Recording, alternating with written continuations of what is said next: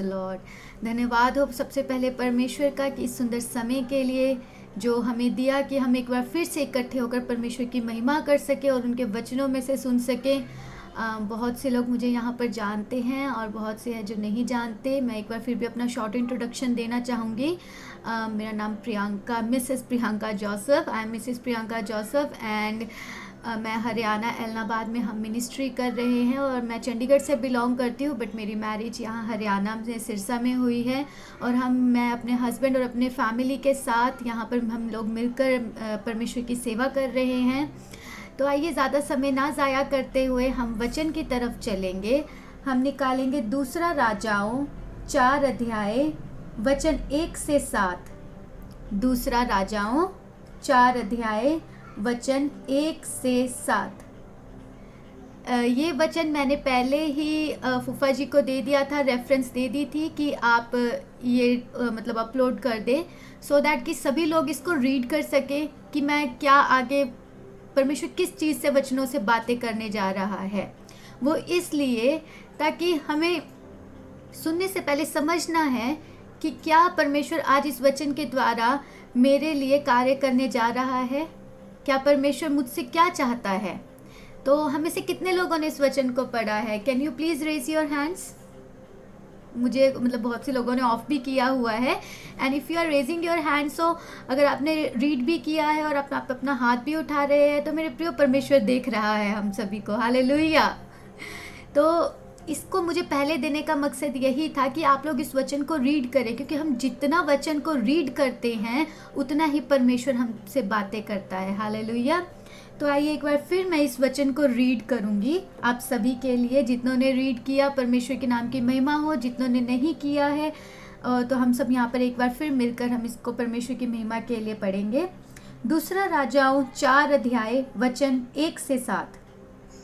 Elisha और एक विधवा। भविष्यद्वक्ताओं के चेलों की पत्नियों में से एक स्त्री ने एलिशा की दुहाई देकर कहा, तेरा दास मेरा पति मर गया और तू जानता है कि वह यहोवा का भय मानने वाला था, पर जिसका वह कर्जदार था वह आया है कि मेरे दोनों पुत्रों को अपना दास बनाने के लिए ले जाए। एलिशा ने उससे पूछा, मैं तेरे लिए क्या करूं? मुझे बता कि तेरे घर में क्या है।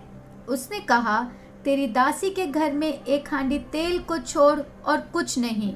उसने कहा, तू बाहर जाकर अपने सब पड़ोसिनों से खाली बर्तन मांग ले आ और थोड़े बर्तन ना लाना। फिर तू अपने बेटों समेत अपने घर में जा और द्वार बंद करके उन सब बर्तनों में तेल उंडेल देना और जो भर जाए उन्हें अलग रखना। तब वह उसके पास से चली गई और अपने बेटों समेत अपने घर जाकर द्वार बंद किया। तब वे तो उसके पास बर्तन लाते गए और वह उंडेलती गई। जब बर्तन भर गए तब उसने अपने बेटे से कहा, मेरे पास एक और भी ले आ। उसने उससे कहा, और बर्तन तो नहीं रहा। तब तेल रुक गया। तब उसने जाकर परमेश्वर के भक्त को यह बता दिया और उसने कहा, जा तेल बेचकर ऋण भर दे और जो रह जाए उससे तू अपने पुत्रों सहित अपना निर्वाह करना। आमीन। परमेश्वर का वचन सुने जाने और पढ़े जाने पर आशीष हो। हालेलुया। आज का जो मेरा टॉपिक है इस वचन के अकॉर्डिंग वो है something out of nothing. Something out of nothing, जो आपकी कमी में से कुछ होना, कमी में से कुछ बड़ा होना या कुछ नया होना। मेरे प्रियो, हमने ये वचन पहले बहुत बार पढ़ा होगा, बहुत से पास्टर से यूट्यूब पर, फेसबुक पर हमने इस वचन में से सुना होगा। लेकिन जितनी बार हम वचन को पढ़ते हैं और उतनी बार हमें नई बातें सीखने को मिलती है। तो मैं आशा रखती हूँ कि आज इस वचन से परमेश्वर आप सबसे बात करे और इसमें से कुछ नया आप सबको सीखने के लिए मिले। हालेलुया। यहाँ पर एक विधवा स्त्री की बात की गई है, इस इतिहास में लिखा है। एक विधवा स्त्री थी, उसको परमेश्वर के दास भविष्यद्वक्ता एलिशा ने एक इंस्ट्रक्शन दी कि तू जा और जो तेरी कमी है, जो नथिंगनेस है तेरे पास, उसमें से तू लेकर आ। हमारे पास जब कुछ नहीं होता उसमें से देना बहुत ही हमारे लिए कठिन होता है, जबकि जो हमारे पास अगर ज़्यादा है उसमें से देना हमें कठिन नहीं लगता। अगर मेरे पास बहुत सब कुछ हो और अगर मुझे किसी को उसमें से देना पड़ जाए तो मैं बहुत आसानी से दे दूंगी, क्योंकि मुझे पता मेरी सिक्योरिटी के लिए वो चीज़ ऑलरेडी पड़ी है। अगर इसमें से मैं थोड़ा दे देती हूँ या दे देता हूँ तो कुछ नहीं जाएगा। लेकिन अगर मेरे पास वही कुछ भी चीज़ वो कम है और मुझे उसी में से देनी पड़ रही है, तो एक बार को मैं सोचूंगी कि क्या मैं इसे दूं या ना दूं। मोस्ट प्रोबेबली तो हम अवॉइड ही करेंगे कि रहने दो, हमें भी तो ज़रूरत है। लेकिन यहाँ पर एक इंस्ट्रक्शन मिली है बहुत ही अजीब सी, एक विधवा को एलिशा भविष्यद्वक्ता के द्वारा। वह भविष्यद्वक्ता जो हम देखते हैं कि दूसरा राजाओं की पुस्तक में ही कि आने वाले समय में, मतलब वो भविष्यद्वक्ता जो होता है, that is the person who is the mouthpiece of God, जो परमेश्वर के वचनों को अपने मुंह से जब बोलता है तो वो पूरे होते हैं। जो परमेश्वर ने कहना है वो अपने भविष्यद्वक्ता के द्वारा कहता है लोगों से। तो यहाँ एलिशा ऐसा पर्सन था। कहा जाता है, वचन में लिखा दूसरा राजाओं में, अगर हम आगे देखते हैं कि वो इतना परमेश्वर का दास, इतना नम्र और इतना परमेश्वर के साथ क्लोज रिलेशनशिप में था कि जब वो मरा तो जिस कब्र में वो दफनाया गया, कुछ सालों बाद उसकी कब्र के ऊपर ही एक आदमी को दफनाने आ गए। तो वहाँ क्या हुआ कि जिस आदमी को दफनाने आए थे एलिशा की कब्र में, एलिशा की कब्र में भी इतनी अनॉइंटिंग थी परमेश्वर की कि वो मरा हुआ व्यक्ति उठकर चलने लग गया। मतलब इतना अनॉइंटेड दास था। तो एक अनॉइंटेड दास के पास एक विधवा आती है। अब एक विधवा आई तो उस विधवा का जो पति था वो ऑलरेडी एलिशा के अंडर प्रॉफिट और याजक बनने का, भविष्यद्वक्ता और याजक बनने के लिए वो ट्रेनिंग ले रहा था, वो उसके अंडर कार्य कर रहा था। तो यहाँ पर क्या हुआ, हम वचन देखते हैं कि भविष्यद्वक्ताओं के चेलों की पत्नियों में से एक स्त्री ने एलिशा की दुहाई देकर कहा, तेरा दास मेरा पति मर गया। सबसे पहले उसने क्या किया, एक फैमिली है, उसके घर में एक औरत है और उसके 2 बच्चे थे। तो यहाँ पर क्या देखते कि वो एलिशा के पास आई और उसने दुहाई दी। एक अलग वर्जन में लिखा शी क्राइड आउट, वो चिल्लाकर रोने लगी कि प्रभु तेरा दास मेरा पति मर गया है और तू जानता है कि वह यहोवा का भय मानने वाला था। हालेलुया, वह यहोवा का भय मानने वाला था। तो सबसे पहले मैं आपके सामने एक प्रश्न रखना चाहूंगी, क्वेश्चन रखना चाहूंगी कि क्या हम और हमारे परिवार में कोई ऐसा है जिसकी हम गवाही दे सकते हैं कि हाँ, मेरे परिवार का ये सदस्य परमेश्वर का भय मानने वाला है। क्या हम अपने पति, अपनी पत्नी, अपने माँ बाप या अपने बच्चों की गवाही दे सकते हैं कि ये परमेश्वर का भय मानने वाला है? यहाँ पर एक स्त्री जो उसका पति मर गया है उसकी गवाही दे रही है कि मेरा पति परमेश्वर का भय मानने वाला है। और आगे लिखा है, तू जानता है कि वो परमेश्वर का भय मानने वाला था, पर जिसका वह कर्जदार था वह आया कि मेरे दोनों पुत्रों को अपना दास बनाने के लिए ले जाए। लैव व्यवस्था की व्यवस्था के अनुसार अगर कोई कर्जा नहीं दे सकता था तो उसके लड़कों को गुलामी करने के लिए ले जाया जाता था। अब दास बनाना मतलब गुलामी करना, और गुलाम को सैलरी नहीं मिलती। गुलाम से हर एक वो कार्य करवाया जाता है जिसके बारे में वो सोच भी नहीं सकता। चाहे वो उस समय में भेड़ बकरियों का काम होता था, उस समय में कृषि का काम होता था, और पत्थरों से मूर्ति बनाना, खाना बनाना, हर तरह का काम दास से करवाया जाता था। अब हम देखते हैं कि एक घर में एक स्त्री ने अपने पति को खो दिया। मतलब अपने पति को खो दिया मतलब she was in complete loss. उसका सब कुछ खत्म हो चुका था। There was a death in her family. उसके घर में एक मौत हो गई, और वो मौत किसकी? जिससे वो बहुत ज़्यादा प्रेम करती थी, जो उसको प्रोटेक्ट करने वाला था, जो उसकी हर एक नीड को प्रोवाइड करने वाला था। एक ऐसा पर्सन, उसकी डेथ हो गई, उसका पति, और वो बिल्कुल अकेली रह गई, सिर्फ अपने 2 बच्चों के साथ। अब यहाँ पर लिखा है कि उसके 2 बच्चे थे, दोनों पुत्रों को वह दास बनाने के लिए उसका कर्जदार लेने आ गया। अब वो कितनी परेशानी में होगी कि इस दुनिया में जो उसका प्रोटेक्टर था वही चला गया, और एक कर्जदार जिसका उसके परिवार ने कर्जा देना था, वो आ गया कि मैं अब तेरे बेटों को भी ले जाऊंगा। अब वो अपने बेटों को भी खोने वाली थी। सबसे पहली बात मेरे प्रियो, परमेश्वर हमारी प्रॉब्लम्स को जानता है, हमारी हर एक प्रॉब्लम से वो वाकिफ है। पर परमेश्वर को पता कि उसकी वो पूरी तरह लॉस में थी। परमेश्वर को पता कि उसके घर में एक डेथ हो गई थी, और परमेश्वर को ये भी पता है कि वो कर्जे में थी। मैंने बहुत से लोगों से ये सुना है कहते हुए कि आप तो बहुत प्रार्थनाएं करते हैं, आप तो बहुत वचन पढ़ते हैं, आप तो दान भी बहुत अच्छा देते हैं, आपके घर में कैसे प्रॉब्लम आ गई, आपके ऊपर कैसे बीमारी आ गई, आपके ऊपर तो ऐसे कुछ भी नहीं होना चाहिए, आप तो इतनी प्रार्थना करने वाले हैं। मेरे प्रियो, प्रभु यीशु मसीह ने कभी ये नहीं कहा कि अगर तुम मेरे साथ चलोगे तो तुम हमेशा एंजॉय ही करोगे। यीशु मसीह खुद जब इस दुनिया में आए, एक गरीब अवस्था में वो पैदा तो हुए। बपतिस्मा लेने के बाद हम देखते हैं मत्ती के अध्याय में और लूका रचित सुसमाचार में कि बपतिस्मा लेने के सडनली ही, एकदम ही, अचानक ही शैतान आया उनको 40 दिन के लिए, जब वो उपवास में थे तो परीक्षा के लिए ले गया। परीक्षा हर किसी की लाइफ में किसी न किसी तरह से आ सकती है, लेकिन परमेश्वर ने क्या कहा?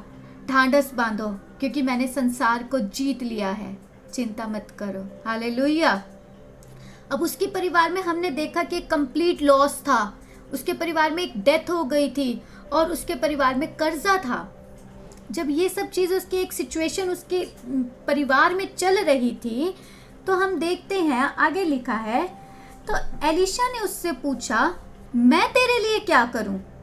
मुझे बता कि तेरे घर में क्या है।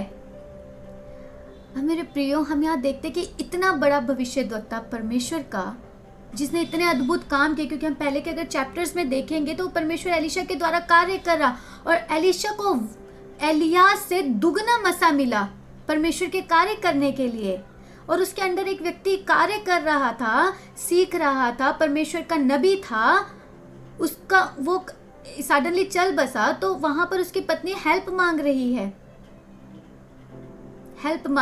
है। तो इस हेल्प के दौरान एलीशा ने क्या कहा? मैं तेरे लिए क्या करूं?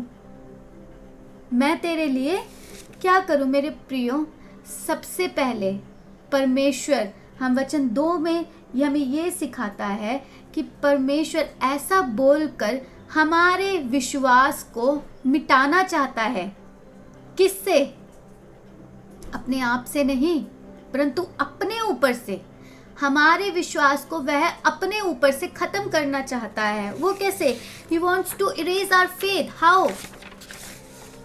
हमने बहुत से मोटिवेशनल स्पीकर्स से ये सुना होगा कि बी कॉन्फिडेंट, अपने आप पर भरोसा रखो और तुम सोचो कि तुम ये कर सकते हो। जब तुम्हें अपने आप पर भरोसा होगा कि तुम कर सकते हो, तभी काम होगा।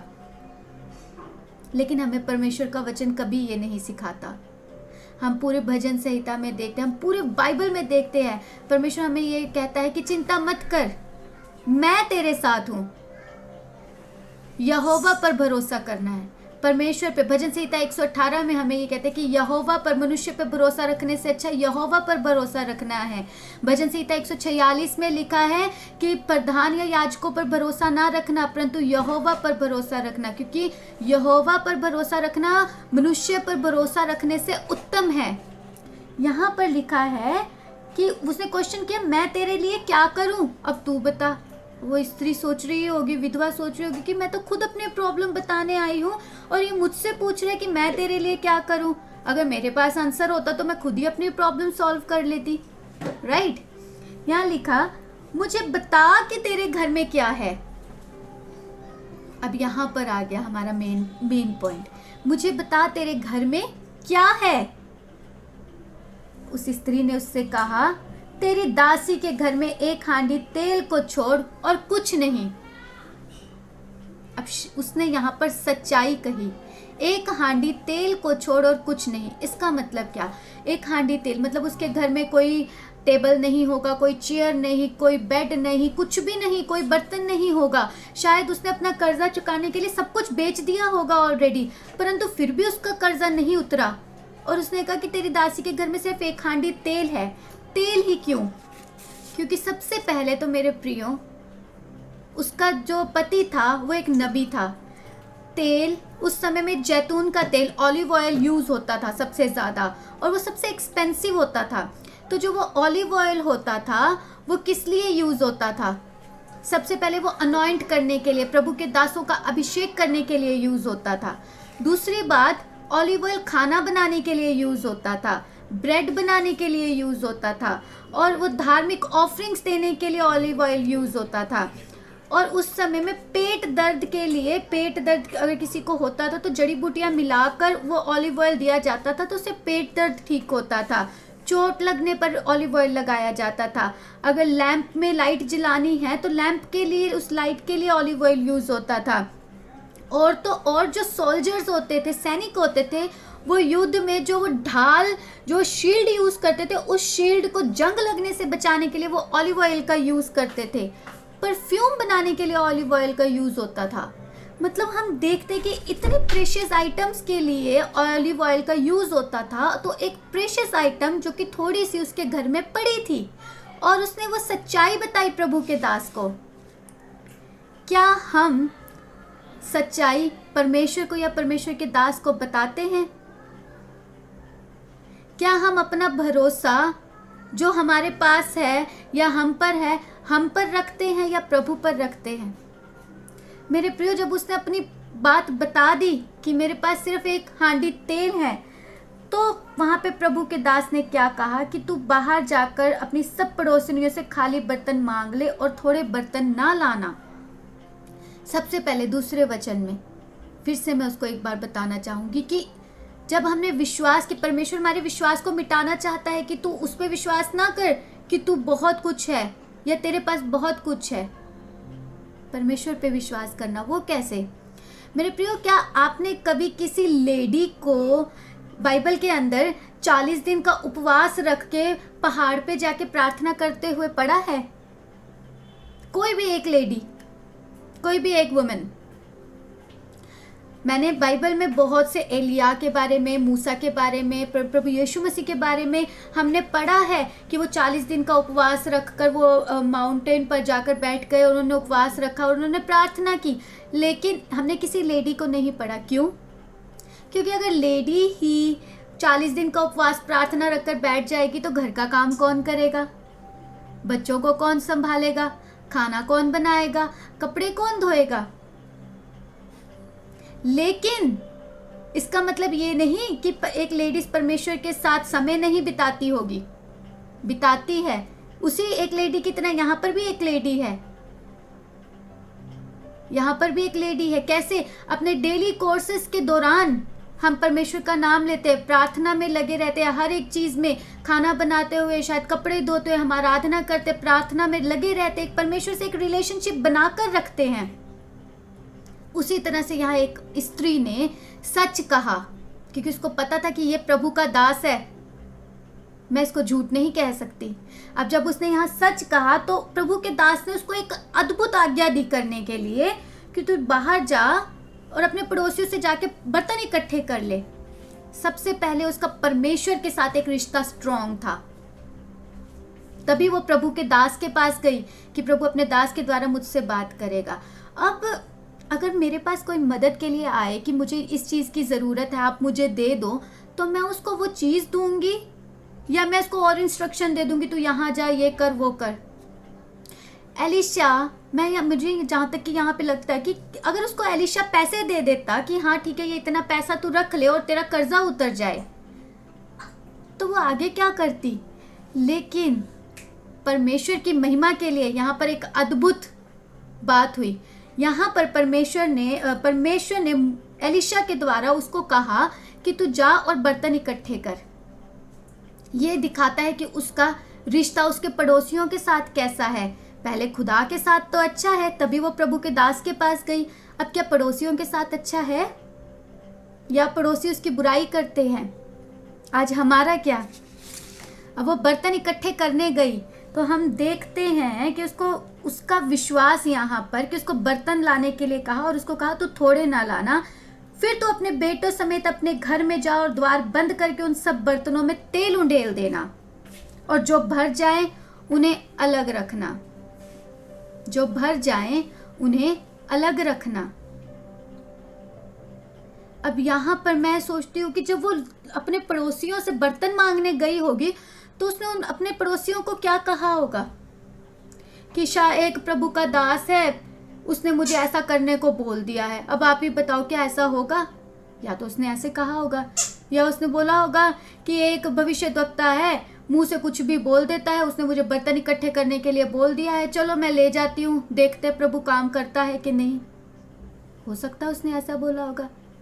या उसने ये कहा होगा कि आज मैं अद्भुत चमत्कार देखूंगी परमेश्वर का, मुझे तेल उंडेलने के लिए बर्तनों में कहा है, तो आज मैं बहुत सारे बर्तन इकट्ठे करने आई हूं। और हम जब यहाँ देखते हैं कि क्या पता उसने अलग अलग बातें उसको परमेश्वर ने उसने अपने पड़ोसियों को कही होगी। ऑनेस्टली मुझे ऐसे लगता है कि शायद उसने, जब उसका विश्वास था तभी वो प्रभु के दास के पास गई, तो वो अपने पड़ोसी के पास भी एकदम विश्वास से गई होगी कि मुझे बर्तन दे दो और मैं शाम तक शायद तुम्हें लौटा दूंगी। शायद उसने ये भी कहा होगा कि मैं इसमें तुम्हें कुछ भर कर दूंगी, खाली बर्तन नहीं दूंगी, क्योंकि हमारे नॉर्थ इंडिया में ये कल्चर है ना कि जब हम किसी के घर से कुछ आता है या बर्तन आता है तो हम उसको खाली बर्तन कभी वापस नहीं करते, उसमें हमेशा कुछ भर कर देते हैं। तो यहाँ पर भी शायद उसने ऐसे कहा होगा कि मुझे दे दो। आगे हम देखते हैं, तब वह उसके पास से चली गई और अपने बेटों समेत उसने घर जाकर द्वार बंद किया। तब वे तो उसके पास बर्तन लाते गए और वो बर्तन उंडेलती गई। हालेलुया। सबसे पहले जब मैंने बताया कि गॉड नोज आवर प्रॉब्लम, वो हमारी प्रॉब्लम्स को जानता है। दूसरी बात मैंने कही, he wants to erase our faith from us, वो हमारे ऊपर से हमारे विश्वास को खत्म करना चाहता है और वो चाहता है कि हम अपने विश्वास को उस पर रखें। तीसरी बात, he wants to expand our faith publicly, वो हमारे विश्वास को पब्लिकली एक्सपैंड करना चाहता है। वो कैसे? जब हमने यहाँ देखा कि वो और उसके बच्चे बर्तन लेने के लिए घरों में गए, तो यहाँ लिखा है 5वीं आयत में कि अपने बेटों समेत अपने घर जाकर उसने द्वार बंद किया, वो बर्तन लाते गए और वो तेल उंडेलती गई। हालेलुया। वो बर्तन लाते गए, इसका मतलब कि उसका अपने पड़ोसियों के साथ एक अच्छा संबंध था, उसके अपने पड़ोसियों के साथ एक अच्छा संबंध था, तभी उनके घर में बर्तन आ रहे खत्म ही नहीं हो रहे थे। हमें एक चीज यहाँ पर देखनी है कि जब परमेश्वर हमारे फेथ को एक्सपैंड करना चाहता है पब्लिकली, हम एक सेल्फिश दुनिया में रहते हैं जहां हम अपने बारे में सोचते हैं, लेकिन हमारा परमेश्वर इस दुनिया में दूसरों के लिए आया। उसने, यीशु मसीह ने कहा कि सबसे पहली आज्ञा तुम मुझसे प्रेम करो और दूसरी आज्ञा तुम अपने पड़ोसी से अपने समान प्रेम करो। और उस प्रेम को हम यहाँ पर देखते हैं, उस प्रेम को हम यहाँ पर देखते हैं कि उसके घर में बर्तन आते गए, उसके बच्चे लाते गए और वो तेल उंडेली जा रही है। मेरे प्रियो, जब हम इंडिपेंडेंट होने के बजाय इंटरडिपेंडेंट होंगे, परमेश्वर के साथ रिश्ता अच्छा है, लेकिन पड़ोसी के साथ हमारा रिश्ता कैसा है, अगर हम उस पर भी ध्यान देंगे तो मेरे प्रियो, परमेश्वर हमारी जिंदगी में अद्भुत करेगा। हालेलुया। परमेश्वर हमारी जिंदगी में नया करेगा। जब हम सिर्फ अपने बारे में सोचने के बजाय दूसरों के बारे में भी सोचेंगे, परमेश्वर हमारी जिंदगी में तब अद्भुत करेगा, तब नया करेगा। हालेलुया। आगे हम देखते हैं, जब बर्तन भर गए तो उसने अपने बेटे से कहा, मेरे पास एक और भी ले आ। जब उसने कहा कि मेरे पास एक और भी ले आ, तो उसने उससे कहा, और बर्तन तो नहीं रहा। Praise Lord. क्या हम इस सीन को इमेजिन कर सकते हैं कि एक घर है और उस घर के अंदर एक माँ बैठी हुई है, 2 बच्चे बैठे हुए हैं और पूरा घर बर्तनों से भरा हुआ है। वहाँ छोटे छोटे बर्तन भी होंगे, बड़े बड़े बर्तन भी होंगे। और उस समय में सबसे ज़्यादा मिट्टी के, जहाँ तक कि हमने पढ़ा है, मिट्टी के और तांबे के बर्तन ज़्यादा यूज़ होते थे और वो भरे पड़े होंगे। और वो माँ एक छोटी सी हांडी से तेल उंडेल रही है और बर्तन भरी जा रहे हैं। मेरे प्रियो, उस घर में, एक बंद कमरे में एक नया चमत्कार आया। प्रभु यीशु मसीह ने कहा मत्ती रचित सुसमाचार में 6 अध्याय में कि तू अपनी कोठरी बंद कर और प्रार्थना कर। मेरे प्रियो, जब हम सीक्रेट में परमेश्वर के साथ समय बिताते हैं, वो पब्लिकली हमें फेमस करता है। Hallelujah, publicly.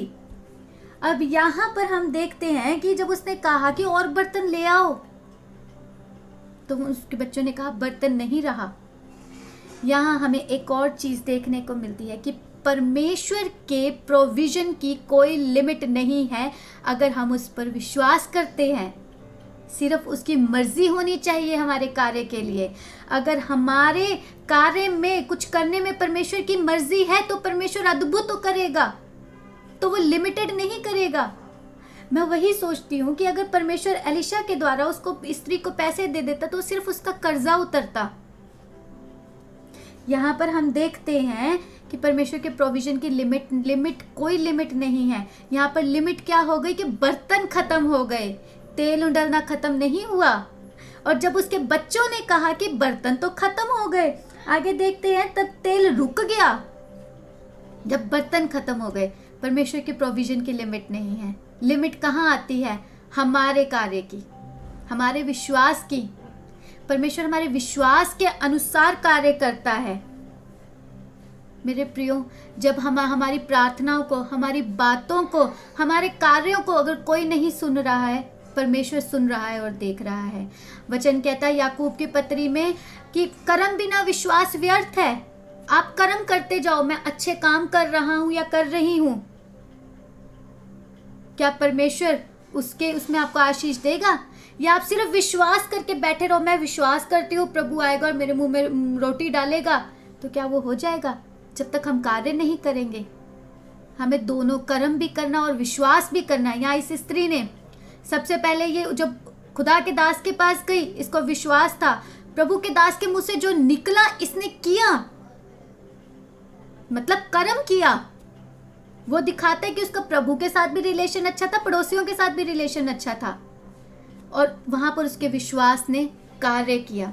जब उसके विश्वास ने कार्य किया तो हम देखते आगे, तब उसने जाकर परमेश्वर के भक्त को यह बता दिया और उसने कहा जा तेल बेचकर ऋण भर दे। परमेश्वर के भक्त को बता दिया। पहली बार अपनी प्रॉब्लम बताने गई, जैसा प्रभु के दास ने बोला वैसा उसने कर दिया। अब वो वहां घर में नहीं बैठ गई, बस अब तो मेरा काम हो गया, अब क्या जरूरत है जाकर बात करने की, अब तो मेरा तो काम हो गया। नहीं, जो परमेश्वर ने अद्भुत किया उसने जाकर बताया, और उसके बाद और जो रह जाए, उसने कहा जा तेल बेचकर अपना ऋण भर दे, और जो रह जाए उससे तू अपने पुत्रों सहित अपना निर्वाह करना। हालेलुया, अपना निर्वाह करना। अगेन द सेम थिंग, परमेश्वर के प्रोविजन की लिमिट नहीं थी। अगेन द सेम थिंग, अगर एलिशा उसको पैसे दे देता तो सिर्फ उसका कर्जा उतरता, लेकिन यहाँ लिखा है आगे कि जो रह जाए उससे तू अपना निर्वाह करना। अब मेरे प्रियो, जिन बर्तनों में वो तेल लेकर आई, उसने अपने पड़ोसियों को उनके बर्तन भी वापस किए होंगे। पहले जाकर उसने दुकानों में, अलग अलग स्थानों में जाकर तेल बेचा होगा और बेचकर अपना कर्जा उतारा। उसके बाद उसने अपने पड़ोसियों को भी दिया कि हाँ तुमने मुझे बर्तन दिए, ये लो तुम्हारे बर्तन वापस। अपने घर के लिए वो सामान भी लेकर आई होगी, खाने का, कपड़ा, और जो उसके घर में चीजें नहीं थी वो लेकर आई होगी, बर्तन लेकर आई होगी। और मेरे प्रियो, आगे लिखा उससे तू अपने पुत्रों सहित अपना निर्वाह करना। निर्वाह करना मतलब जीवन बिताना। जीवन बिताने का मतलब क्या है कि परमेश्वर ने उसको उसके फ्यूचर के लिए एक प्रोविजन दे दिया, एक एसेट प्रोवाइड कर दिया कि तुझे कोई कमी नहीं होगी। भजन संहिता 23 में लिखा, यहोवा मेरा चरवाहा, मुझे कुछ घटी ना होगी।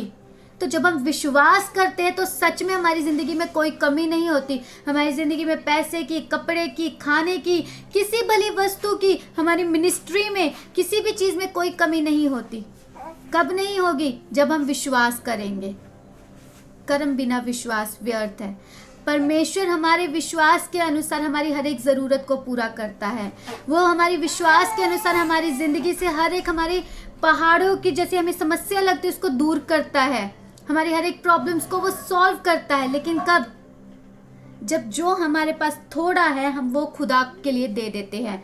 मूसा के पास लाठी थी, मूसा ने अपनी लाठी परमेश्वर को दी, परमेश्वर ने अद्भुत किया। दानियल एकांत में प्रार्थना करता था, परमेश्वर ने दानियल के द्वारा दानियल 6 अध्याय में अद्भुत किया। शद्रक, मेशक, अबेदनगो प्रार्थना करते थे अकेले में, वो परमेश्वर के साथ समय बिताते थे। परमेश्वर ने अद्भुत किया, जिसने 5000 की भीड़ को खिलाया। वो एक छोटा बच्चा, उनके पास पूरे 5000 की भीड़ में किसी के पास कुछ नहीं था, सिर्फ 5 रोटी और 2 मछली। उसने वो परमेश्वर को दे दी। परमेश्वर ने चमत्कार किया, बच भी गया, लेकर भी गए आगे। लेकिन वो सब कुछ कैसे हुआ? जब उन्होंने अपने थोड़े में से परमेश्वर को दे दिया और विश्वास किया। मेरे प्रियो, आज परमेश्वर हमसे हमारा विश्वास चाहता है। वो जो हमारे पास थोड़ा है उसमें से हम बेहतर बनाकर मल्टीप्लाई कर कर देना चाहता है। लेकिन कब? जब हम उसके लिए हाजिर है। मेरे प्रियो, परमेश्वर हमारी प्रॉब्लम्स को जानता है। परमेश्वर कहता है कि तुम सिर्फ मुझ पर विश्वास करो, अपने आप पर विश्वास नहीं करना मोटिवेशनल स्पीकर्स को सुनकर। वचन पर, वचन हमें क्या सिखाता है उस पर विश्वास करें। वो चाहता है कि हम एक पब्लिक के साथ, एक अच्छा लोगों के साथ रिलेशनशिप बनाकर रखें, इंडिपेंडेंट नहीं, इंटरडिपेंडेंट रहें। और उसके बाद वो हमें हमारी सोच से बढ़कर हमारे लिए कार्य करना चाहता है, क्योंकि उसकी योजनाएं हमारे लाभ के लिए होती, हानि के लिए नहीं। मेरे प्रियो, अगर हम दुनिया पे भरोसा रखेंगे तो थोड़े समय के लिए ही हमारे लिए कार्य होगा, लेकिन हम जब परमेश्वर पर भरोसा रखेंगे तो हमारे लिए ऐसा अद्भुत चमत्कार होगा जो हमारी सोच से भी परे होगा। हालेलुया। आज हमारा क्या है? क्या आज हमारी सोच लिमिटेड है या अनलिमिटेड है? क्या हम ये सोचते प्रभु आज बस इतना हमें दे दे कि हमारा ये काम हो जाए, बाकी का हम संभाल लेंगे? या हम ये सोच रहे कि प्रभु इस असंभव काम को तो अद्भुत रीति से संभव कर, ताकि दुनिया इसको देखे और ये कार्य, ये चमत्कार एक मिसाल बने। आज हमने अपने आप को जांचना है। आइए हम आंखें बंद करें, अपने आप को जांचें और परखें और कहें परमेश्वर से, परमेश्वर जिस तरह एक इस विधवा की स्त्री की जिंदगी में जिसका सब कुछ उजड़ गया था, सब कुछ खत्म हो गया था, कुछ भी नहीं बचा, परमेश्वर तूने कार्य किया, एक अद्भुत काम किया एक विधवा की स्त्री की जिंदगी में। हमारी इस जिंदगी में भी प्रभु तू चमत्कार कर, हमारी जिंदगी में भी अद्भुत कर, ताकि तेरा नाम ऊंचा किया जाए प्रभु, और हमारे हर एक कार्यों में तेरी मर्जी हो। हमारी योजनाएं आपकी योजनाएं बन जाए, आपकी योजनाएं हमारी योजनाएं बन जाए। प्रभु जो आप चाहते हो हमारी जिंदगी से कार्य करें। हमें जांचिए, परखें, अगर हमारे विश्वास में कमी है तो प्रभु उसको पूरा करें। आपके वचन पर दृढ़ रहने के लिए मदद करें, इस स्त्री की तरह। आपके लोगों से प्रभु, जो हम आपके दासों से सुनते हैं, उस पर अमल करने के लिए, आपके वचनों पर चलने के लिए मदद करें और कर्म के साथ विश्वास करने के लिए मदद करें। धन्यवाद प्रभु प्रार्थना सुनने के लिए, यीशु के नाम में मांग लेते हैं, आमीन। आप सभी को जय मसीह की